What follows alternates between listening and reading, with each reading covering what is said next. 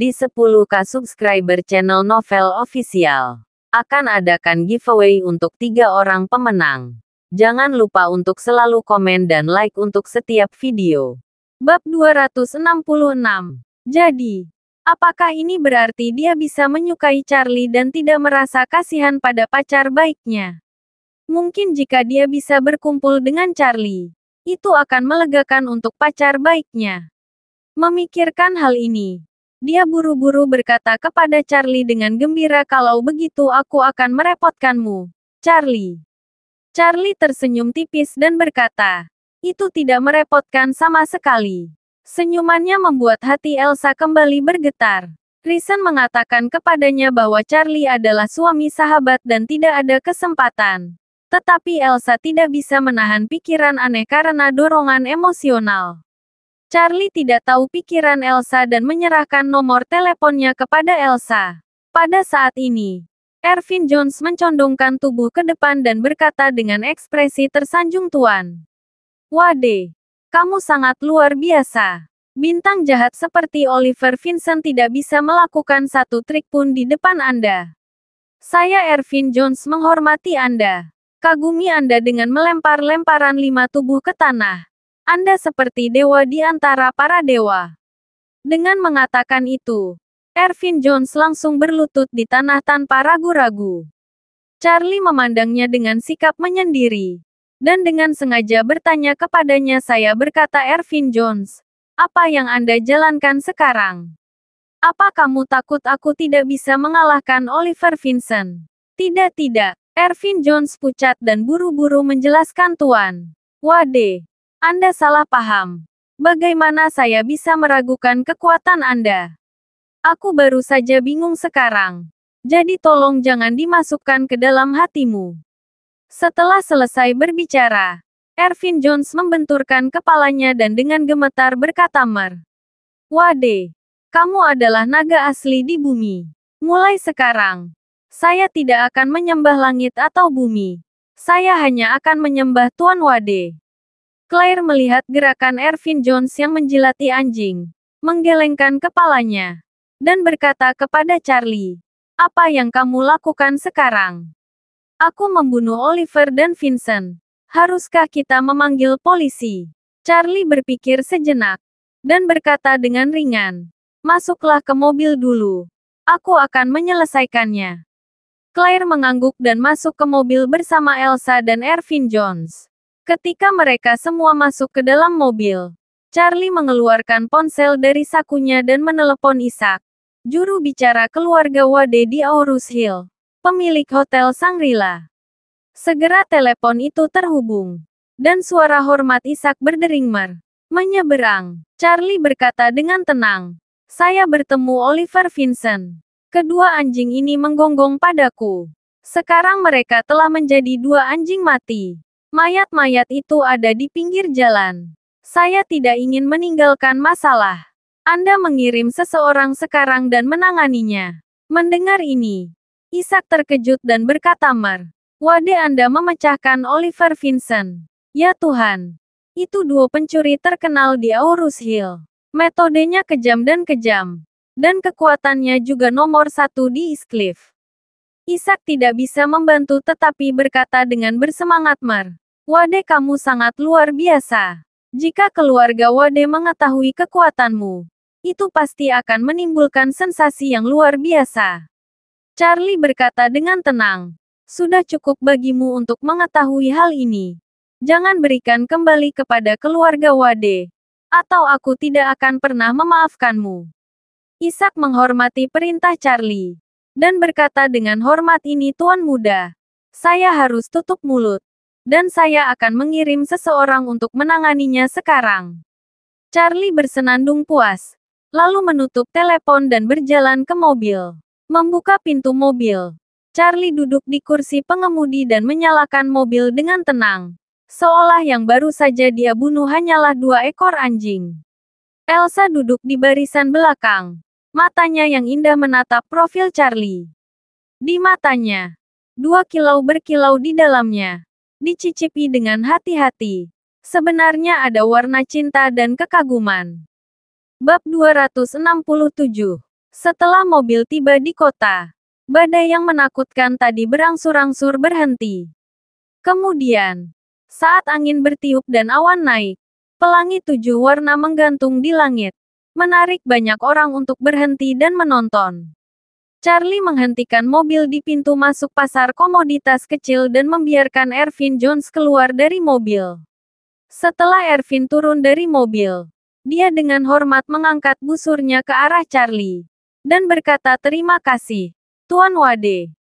Charlie memandangnya dan berkata dengan ringan, "Ervin Jones, kamu tidak boleh memberitahu siapapun apa yang terjadi hari ini. Apakah kamu mengerti?" "Pak Wade, jangan khawatir." Ervin mengerti. Wajah Ervin Jones penuh dengan kekaguman, dan dia memperlakukan Charlie seperti dewa. Charlie mengangguk puas dan pergi. Dan Ervin Jones berdiri di sana, memperhatikan Charlie pergi, tetapi tidak berani bergerak untuk waktu yang lama. Sedangkan Elsa yang berada di dalam mobil, Charlie dan Claire langsung membawanya ke hotel. Elsa selalu tinggal di sebuah hotel di Aurus Hill dan tinggal di Shangri-La. Keamanan di sini sangat baik, dan ini adalah milik keluarga Wade. Butuh keberanian sepupu Elsa, dan dia tidak akan pernah berani menyerang Elsa di sini. Sampai dia turun dari mobil, mata Elsa yang menatap Charlie masih sangat rumit. Dia seperti batu besar di hatinya. Dia punya banyak kata. Dia ingin mengatakan kepada Charlie. Dia ingin berterima kasih padanya. Dan dia ingin mengaku padanya. Menyesali bahwa dia tidak punya mata. Dia salah membacanya. Hanya saja di depan Claire. Apa yang ingin dia katakan tidak bisa dikatakan sama sekali. Tidak dapat menahannya beberapa kali. Elsa ragu-ragu dan berhenti. Elsa tiba di pintu hotel. Claire memeluknya dan berkata dengan lembut, "Elsa, ingat, kamu harus menelepon Charlie saat kamu menemui masalah. Dan jangan biarkan dirimu dalam bahaya." Elsa mengangguk dan berkata dengan lembut, "Jangan khawatir, Claire. Aku akan melakukannya." Charlie memandang Claire yang sedang menggendong Elsa, dan tidak bisa menahan perasaan sakit. Sudah berkali-kali istrinya tidak menggendongnya, tapi sering menggendong Elsa, sahabatnya. Charlie tidak menyadarinya. Elsa menatap mata Claire dengan rasa iri juga. Memperhatikan bahwa Elsa adalah sahabat Claire, Charlie menyukai perusahaan mereka. Demi keselamatannya, dia memanfaatkan selamat tinggal putri kedua untuk mengirim pesan ke Isaac, "Tolong kirim pesan ke keluarga Iscliffe dong. Jika mereka mengikuti gagasan untuk menyakiti Elsa lagi, aku akan menyamakan keluarga Dong." Kekuatan keluarga Dong kurang dari 1/10 dari keluarga Wade. Mereka tidak akan berani melakukan kesalahan lagi. Setelah berpisah dari Elsa, setelah Charlie dan keduanya kembali ke rumah, Claire bergegas ke kamar mandi untuk mandi dan berganti pakaian karena hujan. Charlie menyerahkan semua uang yang dia ambil dari Ervin Jones kepada Jacob. Yakub dengan penuh kemenangan mengambil alih 300,000 dan berkata dengan penuh semangat, "300,000 ini baru permulaan. Lain kali saya akan memberinya 3 juta dengan mengambil kebocoran. Mulai sekarang, kehidupan keluarga kami yang baik akan bergantung pada saya." Hahaha. Charlie tersenyum canggung dan berkata dalam hatinya, Jacob, kau bisa mengampuni Ervin Jones, cucu ini telah ditipu begitu lama. Dan saya tidak tahu berapa banyak uang yang bisa dia hasilkan. Tetapi dia kehilangan 300,000 dari Anda sekaligus. Jika kamu menemukan beberapa kerajinan sampah untuknya, dia mengira bahwa dia adalah tuan tua. Dan dia takut kamu akan marah. Dan kemudian menghabiskan banyak uang untuk membelinya. Dia akan disiksa hingga bangkrut cepat atau lambat. Meskipun Ervin Jones adalah pencatut, sifat manusianya tidak buruk. Memang tidak mungkin membiarkan dia memotong daging untuk tuan tua.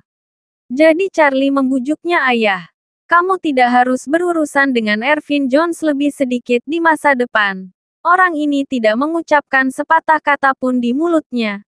Cepat atau lambat kamu akan sangat menderita jika ketahuan bersamanya.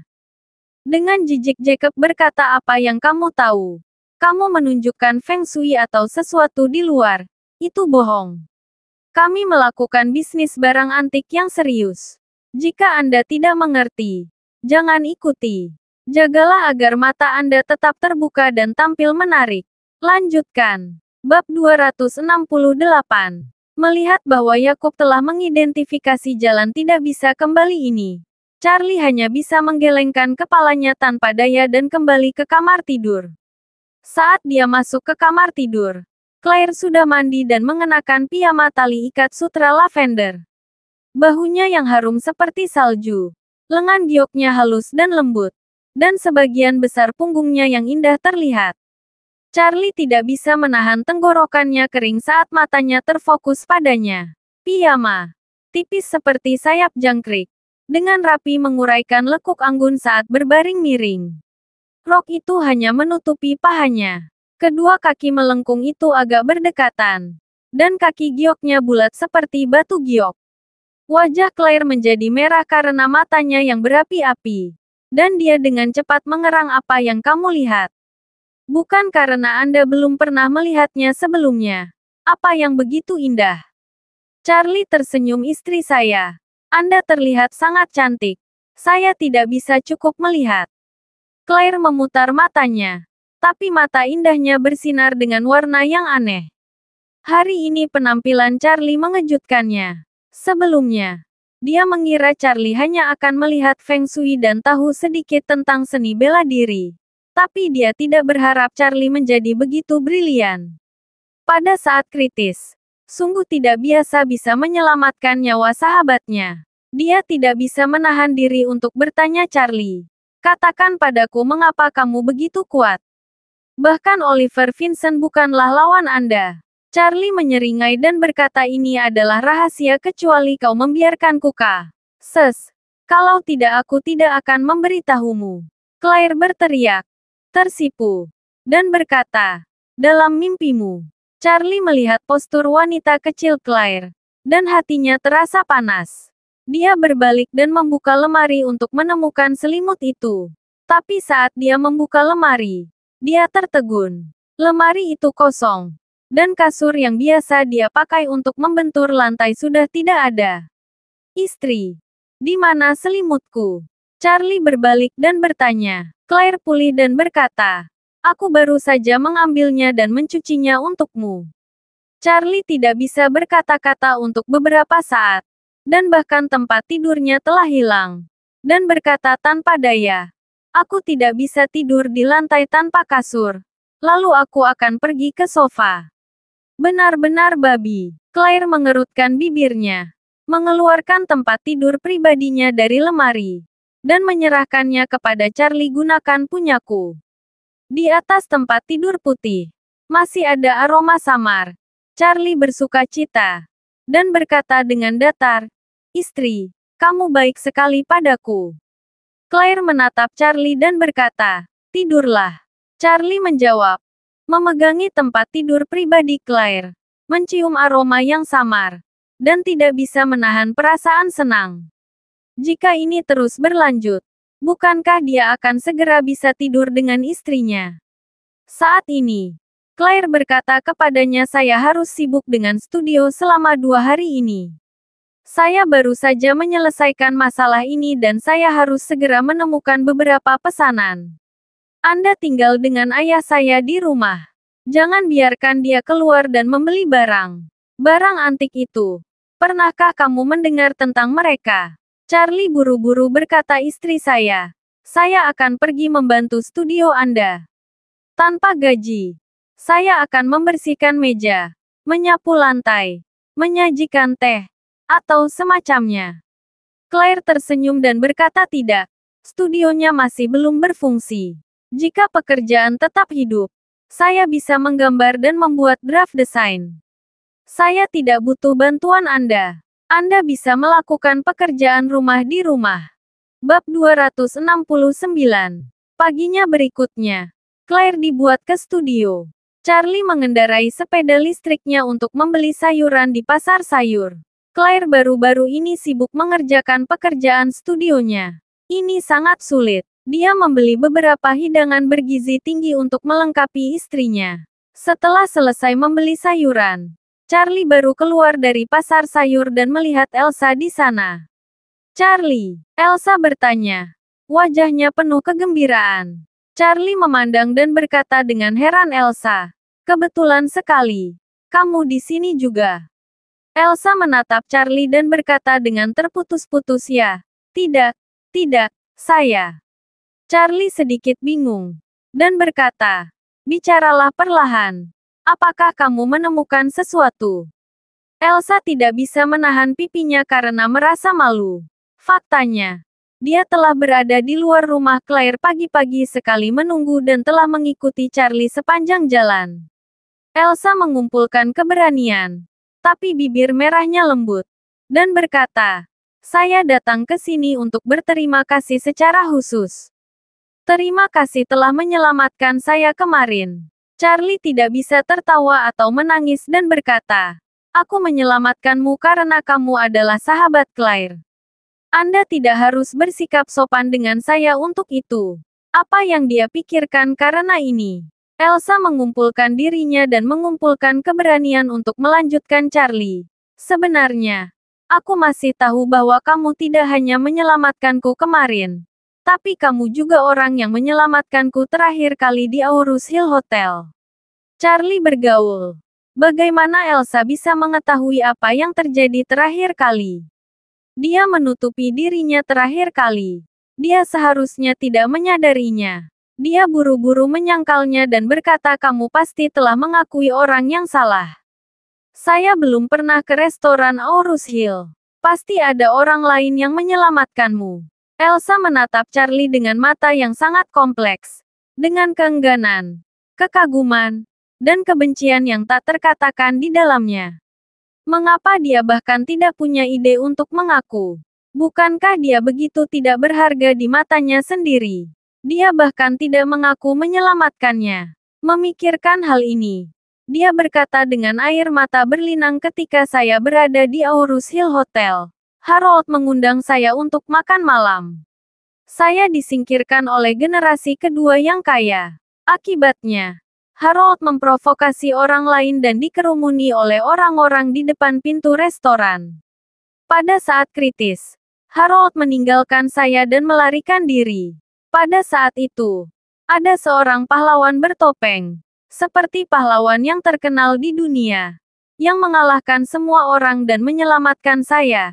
Dan Anda juga menyelamatkan saya." Berbicara tentang ini, kulit Elsa langsung memerah. Dan hari itu dia memiliki hubungan kulit ke kulit dengan Charlie. Dan celananya dilepas olehnya. Tentu saja, dia juga tahu betul bahwa Charlie melepas celananya. Sebenarnya, untuk menyelamatkannya. Dan tidak memiliki niat yang tidak bisa diatur. Wajah Charlie berubah menjadi hijau setelah mendengar ini. Wanita ini, yang sebenarnya tidak membuka panci, dapatkah dia mengakui hal semacam ini? Tentu saja tidak. Jika dia memberitahu Claire bahwa hal seperti ini terjadi pada dia dan pacarnya, dia tidak bisa mengomunikasikan Pot. "Elsa, kamu benar-benar salah paham. Saya bisa bertarung dengan sangat baik, tapi saya benar-benar bukan penyelamat Anda." Setelah berbicara, dia buru-buru mengubah kata-katanya, "Bahkan jika itu aku. Ini hanya satu kali aku menyelamatkanmu kemarin." Melihat Charlie tidak mengakuinya saat ini, Elsa mendesah pelan dan mengeluarkan batu yang aman dan kaya dari sakunya. "Bagaimana dengan batu ini? Bagaimana Anda menjelaskannya?" Mata Charlie membelalak. Bukankah ini batunya sendiri yang sudah lama hilang? Dia tidak bisa tampil sepanjang waktu. Kenapa ada di tangan Elsa? Mungkinkah dia menyelamatkannya di Aurus Hill Hotel dan diambil olehnya? Bab 270. Pantas saja dia tidak bisa menemukan batu ini setelah hari itu. Ternyata batu itu hilang hari itu. Dan kebetulan dijemput oleh Elsa. Aku benar-benar tidak bisa menjelaskannya sekarang. Biarkan aku pergi, ucapnya dalam hati. Memikirkan hal ini, Charlie hanya bisa gigit peluru dan berpura-pura bodoh. Dan berkata, "Apa maksudmu? Bukankah ini hanya pecahan batu? Elsa menatap mata Charlie dengan serius dan berkata, "Jangan bohong padaku. Ervin Jones sudah memberitahuku bahwa batu ini milikmu. Itu disebut batu kekayaan Ping An. Dan unik di dunia." Ketika Charlie mendengar ini, dia diam-diam memarahi Ervin Jones dengan darah. Bagaimana Ervin ini bisa berbicara? Melihat bahwa Elsa telah memahami bukti konklusif saat ini, Charlie hanya bisa mengangguk dan mengaku, "Baiklah. Saya akui bahwa saya adalah orang yang menyelamatkan Anda di Aurus Hill Hotel pada saat itu. Dan saya melihat Anda secara tidak sengaja hari itu." Beritahu Claire. Seperti yang diakui Charlie, suasana di antara keduanya menjadi sunyi untuk beberapa saat. Charlie malu karena telah menyembunyikan identitasnya begitu lama. Tetapi Elsa langsung menusuknya. Tidak tahu bagaimana harus menghadapinya. Tapi pikiran Elsa melonjak seperti ombak. Dan pikirannya sangat rumit. Elsa memandang Charlie. Ingin berbicara beberapa kali. Tetapi dia ingin berhenti. Akhirnya, dia mengumpulkan keberanian dan mengambil langkah maju. Hanya setengah tamparan dari tubuh Charlie. "Charlie, aku menyukaimu." Sudut mulut Charlie bergerak-gerak. Dan dia mundur selangkah tanpa jejak. Dan berkata, "Elsa, aku suami pacarmu." Elsa mengertakkan gigi dan berkata, "Jadi apa? Saya tahu bahwa Anda dan Claire tidak memiliki dasar hubungan. Anda menikah pada saat itu karena Tuan Wilson. Jika demikian, maka Anda bukan seorang suami yang merampas pacar. Anda adalah suami palsu pacar saya." Dengan itu, Elsa meraih tangan Charlie dan meletakkannya di hatinya. Dan berkata dengan nada penuh kasih, "Charlie, aku bukan pemula yang rendah. Dan aku tidak kalah dengannya dalam arti apapun. Saya masih putri tertua dari keluarga Dong. Dan aku mencintaimu lebih dari dia. Aku bersedia melakukan apa saja untukmu." Charlie merasakan montok di dada Elsa. Dengan cepat menarik tangannya. Dan menolak Elsa. "Sama sekali tidak ada kemungkinan bagi kita berdua. Saya tidak bisa mengkhianati Claire. Dan saya yakin Anda hanya merasakan dorongan sesaat. Jangan pikirkan aku. Itu tidak layak." Elsa ditolak oleh Charlie. Wajahnya yang cantik berkata dengan keras kepala, "Tidak. Aku kembali kemarin dan memikirkannya sepanjang malam. Charlie, sejak kau menyelamatkanku untuk pertama kalinya, aku telah jatuh cinta padamu. Kedua kalinya kau menabung aku telah jatuh cinta padamu tanpa harapan." Saat dia berkata dengan keras dan emosional, "Aku hanya menyukaimu. Saya hanya mencintaimu. Kamu percaya padaku. Jika kamu mau bersamaku, aku tidak akan membiarkan siapapun meremehkanmu. Aku bisa menjadi orang yang diam di sampingmu selamanya sebagai wanita yang mendukungmu." Charlie tidak bisa menahan senyum kecut. Elsa hanya tahu bahwa dia adalah penyelamatnya. Tetapi dia tidak tahu dia juga ketua M Grand Group dan master tertua dari keluarga Wade. Jika dia ingin tidak dipandang rendah oleh orang lain, dia dapat segera mengungkapkan identitasnya dan menerima penyembahan dari banyak orang sejak saat itu. Namun, kehidupan seperti itu tidak jarang terjadi. Tapi Charlie jelas tidak bisa mengatakan itu. Kalau tidak, itu akan sangat menyakiti Elsa. Apalagi itu akan mengungkapkan identitas aslinya. Elsa memandang Charlie dan berkata dengan keras kepala, "Tidak masalah jika kamu menolakku sekarang. Tapi aku pasti tidak akan mundur. Saya akan menggunakan tindakan praktis saya untuk memberitahu Anda bahwa saya lebih mencintaimu dan lebih cocok untuk Anda daripada sebelumnya. Saya hanya bisa menjadi kekasih bawah tanah Anda di masa depan. Dan saya bersedia mengikuti Anda selamanya." Charlie berkata tanpa daya, "Elsa, kamu hanya sedikit impulsif sekarang. Saya menyarankan Anda untuk memikirkannya dengan hati-hati. Lalu, saya pulang untuk memasak. Anda bisa memikirkannya sendiri." Setelah selesai berbicara, Charlie pergi dengan tram seperti melarikan diri. Charlie merasa Elsa pasti kepanasan selama 3 menit. Dan setelah 2 hari bersembunyi, Dia pasti tidak punya pikiran seperti itu. Namun, pada saat ini, Elsa melihat sosok Charlie yang pergi. Tapi matanya masih sangat tegas. Dia berkata pada dirinya sendiri, Elsa, jangan berkecil hati. Kamu pasti bisa melakukannya. Terima kasih sudah mendengarkan cerita novel Pesona Pujaan Hati. Sampai jumpa di novel selanjutnya.